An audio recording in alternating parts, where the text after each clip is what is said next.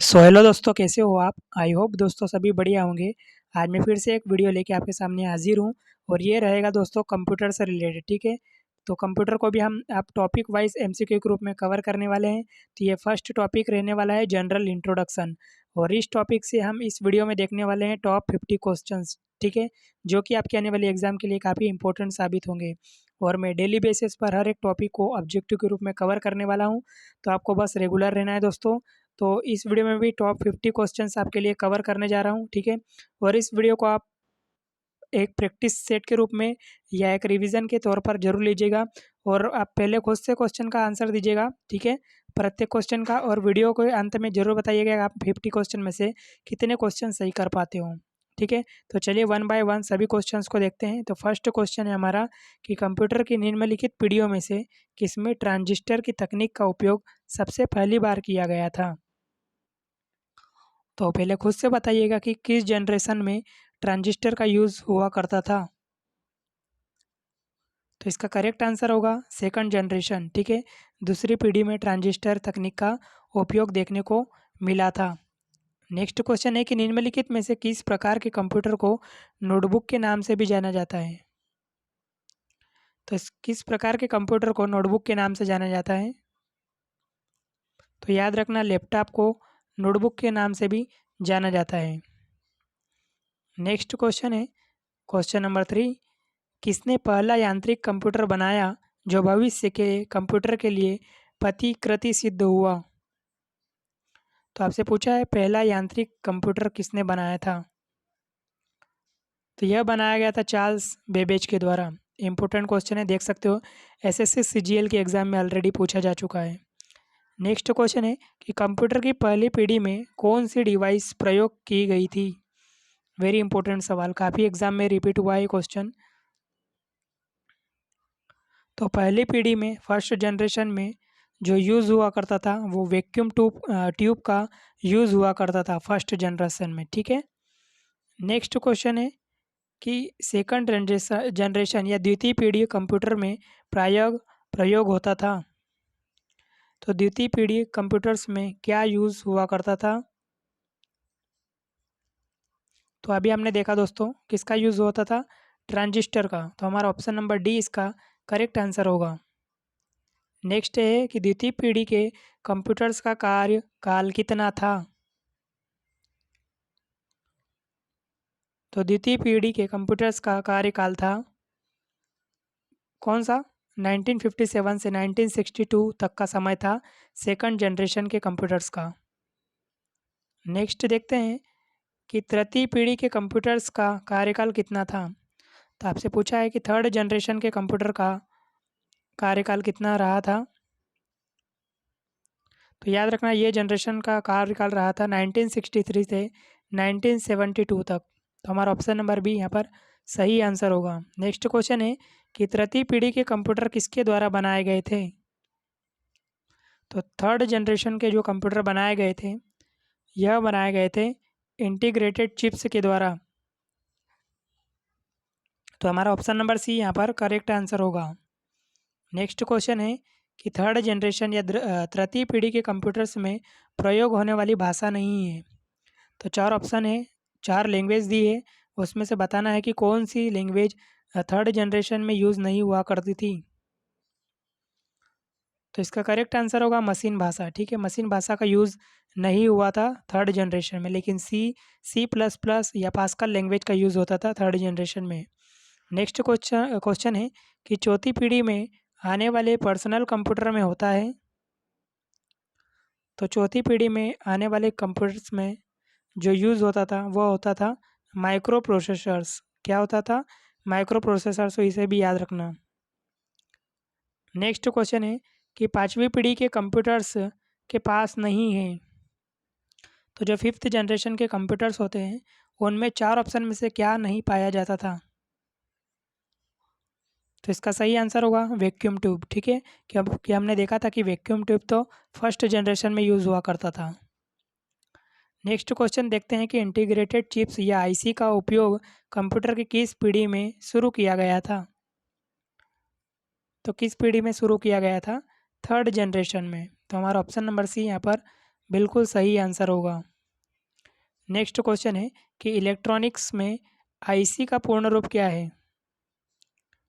तो आईसी का full form बताना है। तो आईसी का फुल फॉर्म होता है इंटीग्रेटेड सर्किट। तो हमारा ऑप्शन नंबर सी यहाँ पर बिल्कुल सही आंसर होगा। नेक्स्ट क्वेश्चन है कि आईसी बना होता है, जो इंटीग्रेटेड सर्किट होता है, ये किससे मिलकर बना होता है? तो दोस्तों याद रखना, यह ट्रांजिस्टर से मिलकर बना होता है। किससे? ट्रांजिस्टर से। नेक्स्ट है कि निम्न में से किसने प्रोग्राम के साथ साथ डाटा को स्टोर करने वाली मेमोरी के साथ electronic discrete variable automatic computer, जिसे बोला जाता है एडीवीएसी, को निर्मित किया था, या एडवेक के नाम से भी जाना जाता है? तो किसने निर्मित किया था इसे? तो याद रखना, वान न्यूमैन ने क्या किया था? निर्मित किया था। नेक्स्ट क्वेश्चन देख लेते हैं।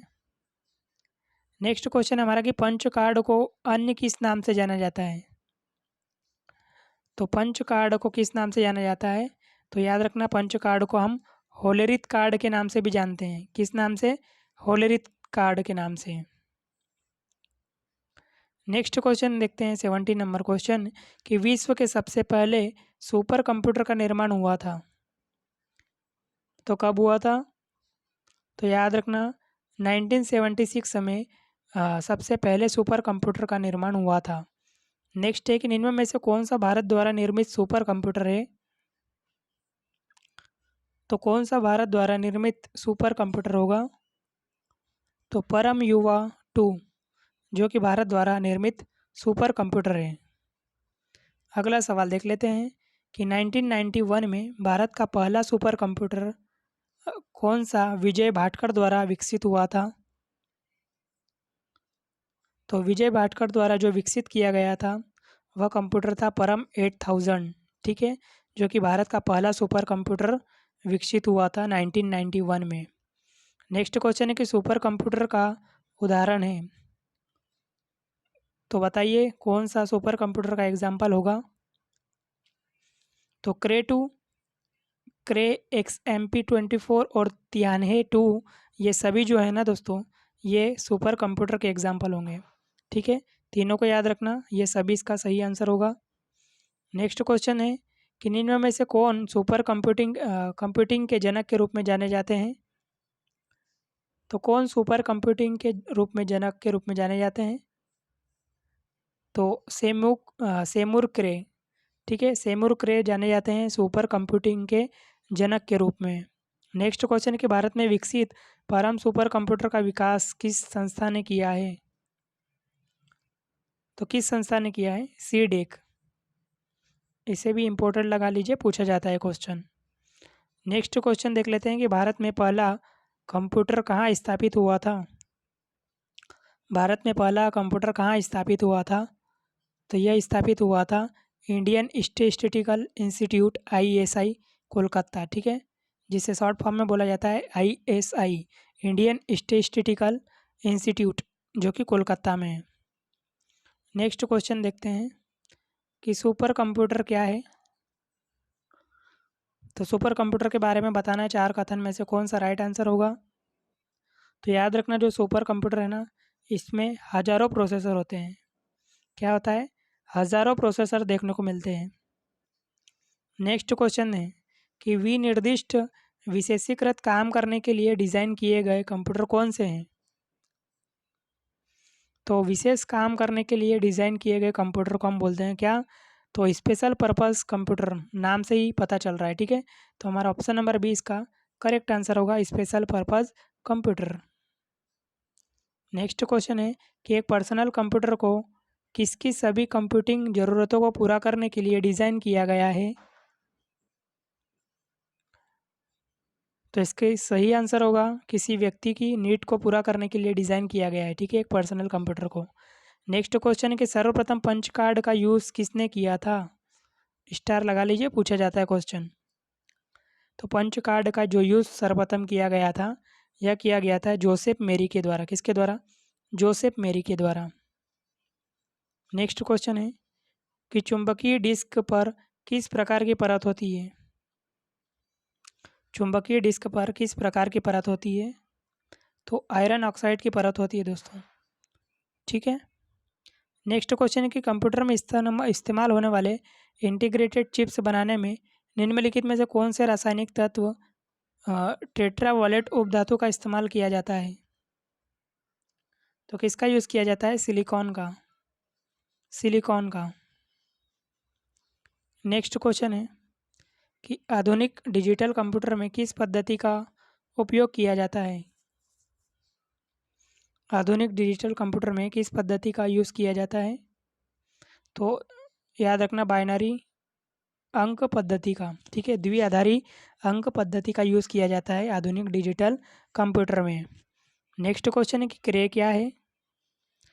तो अभी हमने देखा था दोस्तों, तो क्रे यहाँ पर क्या हो जाएगा? एक सुपर कंप्यूटर हो जाएगा। अगला सवाल देख लेते हैं कि गणना संयंत्र एबेकस का आविष्कार किस देश में हुआ था? ठीक है, इससे रिलेटेड क्वेश्चन पूछा जाता है। तो जो एबेकस है ना दोस्तों, इसका आविष्कार हुआ था चीन में। कहाँ पर? चीन में इसका आविष्कार हुआ था एबेकस का, जो कि एक कैलकुलेटर था। नेक्स्ट क्वेश्चन है कि पेकमैन नामक प्रसिद्ध कंप्यूटर किस काम के लिए बना था?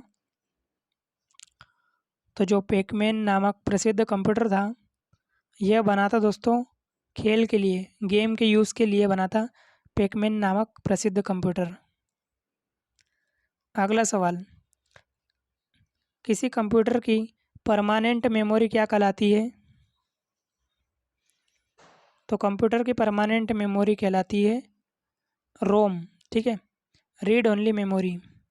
नेक्स्ट क्वेश्चन है कि कंप्यूटर माउस का आविष्कार किसने किया था? तो कंप्यूटर माउस का आविष्कार जो किया गया था, यह किया गया था डगलस एंगलबर्ट के द्वारा। किसके द्वारा? एंगलबर्ट के द्वारा। नेक्स्ट क्वेश्चन कि कौन अत्यधिक सूक्ष्म स्तर पर डिवाइसों का निर्माण करने हेतु नैनो स्ट्रक्चर्स के यूज़ पर विचार करता है? तो कौन करता है? Nano technology. नेक्स्ट है कि सिलिकॉन आमतौर पर प्रयुक्त होने वाला क्या है? तो ये तो आई थिंक आपको पता होना चाहिए। तो सिलिकॉन एक क्या है? सेमीकंडक्टर है। तो हमारा ऑप्शन नंबर ए इसका सही आंसर होगा। नेक्स्ट क्वेश्चन है कि कौन सा एक मल्टीपर्पज़ प्रोग्रामेबल डिवाइस है जो इनपुट के रूप में डिजिटल डाटा एक्सेप्ट करता है, अपनी मेमोरी में स्टोर्ड इंस्ट्रक्शन के अनुसार प्रोसेस करता है और आउटपुट के रूप में रिजल्ट प्रोवाइड करता है? तो कौन करता है दोस्तों? माइक्रो प्रोसेसर इसका करेक्ट आंसर होगा। नेक्स्ट क्वेश्चन है कि उच्च क्षमता वाले माइक्रो प्रोसेसर है, तो उच्च क्षमता वाले माइक्रो प्रोसेसर कौन सा होंगे? तो Pentium, Pentium pro, Pentium second या पेंटियम थर्ड और पेंटियम सेकंड। तो इनमें से सभी इसका करेक्ट आंसर होगा। ठीक है, ये सारे जो है ना हाई कैपेसिटी वाले माइक्रो प्रोसेसर कहलाते हैं, याद रखना। नेक्स्ट क्वेश्चन है कि कंप्यूटर के किस जनरेशन में प्रोग्रामिंग के लिए यांत्रिक या मैकेनिकल भाषा का यूज़ किया जाता था? किस जनरेशन में मैकेनिकल लैंग्वेज का यूज़ किया जाता था? तो याद रखना, फर्स्ट जनरेशन में। ठीक है, नेक्स्ट क्वेश्चन कि वर्तमान में किस जनरेशन में कंप्यूटर्स का यूज़ हो रहा है? तो इसका करेक्ट आंसर होगा दोस्तों फिफ्थ जनरेशन। ठीक है, नेक्स्ट क्वेश्चन है कि सुपर कंप्यूटर का प्रयोग निम्नलिखित में से किस अनुप्रयोग के लिए किया जाएगा? तो सुपर कंप्यूटर का जो यूज़ किया जाएगा वो किया जाएगा मौसम पूर्वानुमान के लिए। किसके लिए? मौसम पूर्वानुमान के लिए। नेक्स्ट क्वेश्चन कि निम्न में से क्या सामान्यतः गणना नहीं कर सकता है? चार ऑप्शन में से बताना है कि कौन सा गणना नहीं कर सकता है। तो याद रखना, प्रिंटर। ठीक है, बाकी कंप्यूटर, कैलकुलेटर, मोबाइल फ़ोन, ये तीनों गणनाएं कर सकते हैं। नेक्स्ट क्वेश्चन है कि सबसे पहला मिनी कंप्यूटर था, सबसे पहला मिनी कंप्यूटर था कौन सा? PDP-1। PDP-1 इसका करेक्ट आंसर होगा। अगला सवाल, निम्न में से कौन एक समय में कई उपयोगकर्ताओं को सपोर्ट कर सकता है? कौन? Mini computer. मिनी कंप्यूटर कर सकता है। अगला सवाल कि कोई व्यक्ति कंप्यूटर साक्षर कहलाता है यदि वह सक्षम है केवल। तो कब हम कंप्यूटर साक्षर बोलेंगे उसको हम? जब वह एप्लीकेशनों के बारे में चलाना सीख जाए, आवश्यक एप्लीकेशनों को चलाने में लग जाए, तब वह कंप्यूटर साक्षर कहलाएगा। ओके, नेक्स्ट क्वेश्चन देख लेते हैं कि निम्नलिखित में से वर्ष 1976 में विकसित सर्वप्रथम सुपर कंप्यूटर कौन सा है? तो 1976 में विकसित पहला सुपर कंप्यूटर जो था वह था क्रेवन। ओके, इसे भी इम्पोर्टेंट लगा लीजिए, पूछा जाता है क्वेश्चन। नेक्स्ट क्वेश्चन है 48 नंबर सवाल कि भारतीय सुपर कंप्यूटर का जनक कौन कहलाता है? तो भारतीय सुपर कंप्यूटर का जो जनक कहलाता है वह कहलाता है Vijay Bhatkar. Vijay Bhatkar. Next, supercomputer magic cube जिसका हाल ही में उद्घाटन हुआ है, निम्नलिखित में से किस देश में बनाया है? तो किस देश में बनाया है दोस्तों? चीन में बनाया है, इसे याद रखना। बढ़ते हैं नेक्स्ट क्वेश्चन की तरफ, और इस वीडियो का लास्ट क्वेश्चन कि उन्नत तकनीकें जैसे कि कृत्रिम बुद्धिमत्ता, क्वांटम कंप्यूटिंग आदि मुख्य रूप से किस पीढ़ी के कंप्यूटर के लिए थी? तो किस पीढ़ी के कंप्यूटर के लिए थी? तो 5वीं पीढ़ी के कंप्यूटर के लिए थी। ठीक है, तो दोस्तों ये थे टॉप 50 क्वेश्चंस। उम्मीद है सभी क्वेश्चन आपको अच्छे लगे होंगे, और बताइए कि आप 50 में से कितने क्वेश्चन सही कर पाए हैं। ठीक है, तो कमेंट करके ये ज़रूर बताइएगा, और बता दूं कि मैंने काफ़ी सारे टॉपिक को ऑब्जेक्टिव के रूप में कवर किया है। उन्हें आप देखने चाहते हो तो प्लीज़ प्लेलिस्ट में जाके ज़रूर चेक कीजिएगा, वहाँ पर आपको सारे chapter wise, topic wise objective के रूप में वीडियोज़ मिल जाएंगे। ठीक है, और चैनल पर ना है तो सब्सक्राइब करके बेल आइकन को जरूर प्रेस करना। ठीक है, तो चलिए, यही उम्मीद है कि ज़रूर चैनल को सब्सक्राइब करोगे। मिलते हैं नेक्स्ट टॉपिक के साथ नेक्स्ट वीडियो में। जब तक के लिए जय हिंद, ऑल द बेस्ट।